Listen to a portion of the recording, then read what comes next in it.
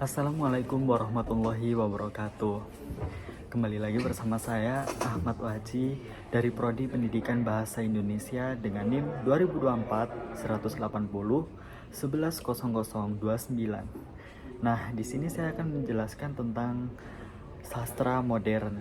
Apa sih sastra modern itu? Nah, sastra modern itu adalah sebuah karya sastra atau seni yang sudah dipengaruhi oleh budaya asing atau budaya barat. Nah, jadi ada dua jenis sastra, sastra Nusantara dan juga sastra modern. Kalau sastra Nusantara itu masih belum dipengaruhi oleh budaya asing atau budaya barat, sedangkan sastra modern sudah dipengaruhi oleh budaya asing atau budaya barat. Kemudian yang kedua, saya akan menjelaskan fungsi sastra sebagai hal yang menyenangkan dan juga hal yang mendidik. Yang pertama ada yang menyenangkan.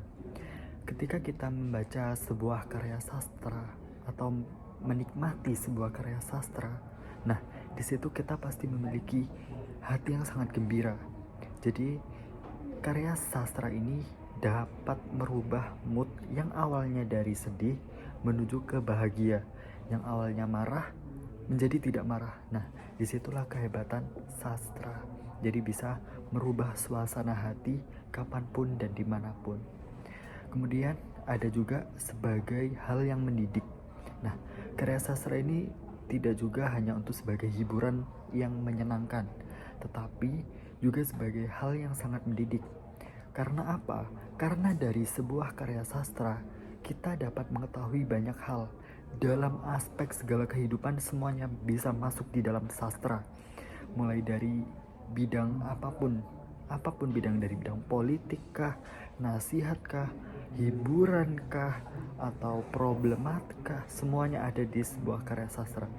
Mengapa karya sastra dinamakan difungsikan sebagai karya yang mendidik? Nah, ketika kita menikmati sebuah sastra, nah di sana kita menjadi mengerti, kita menjadi paham mana yang baik dan mana yang buruk. Kita bisa memilah dari mana yang tidak tahu menjadi tahu. Nah, disitulah fungsi sastra sebagai hal yang mendidik. Kemudian yang ketiga, saya akan menjelaskan tentang fungsi sastra pada masa kolonial. Apa fungsi sastra pada masa kolonial? Tidak lain tidak bukan, fungsi sastra pada masa kolonial adalah untuk mengkritik pemerintah Belanda. Nah, masyarakat Indonesia meluapkan isi hatinya melalui karya sastra yang bertujuan untuk mengkritik pemerintahan Belanda.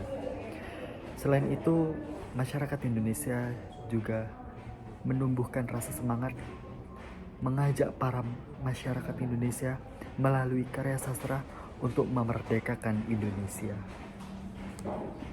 Nah, setelah merdeka, kemudian yang keempat, saya akan menjelaskan fungsi sastra pada masa pasca kemerdekaan.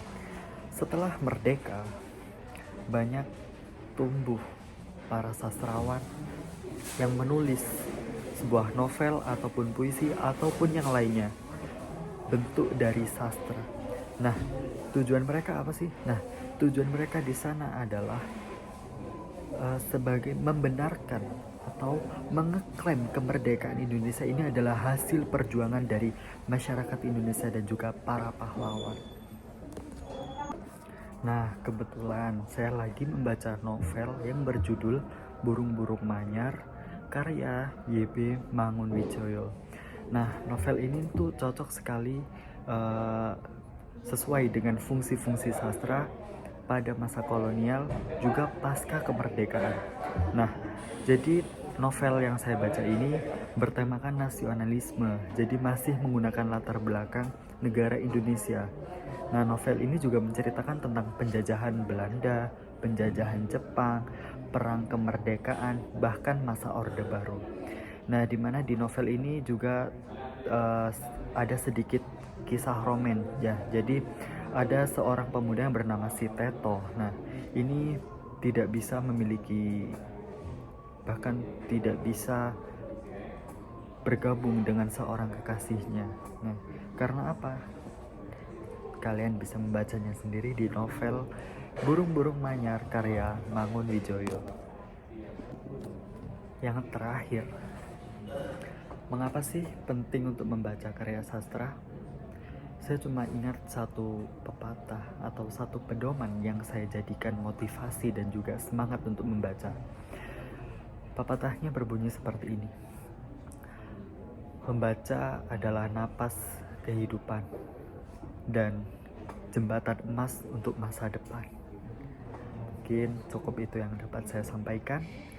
Wassalamualaikum warahmatullahi wabarakatuh.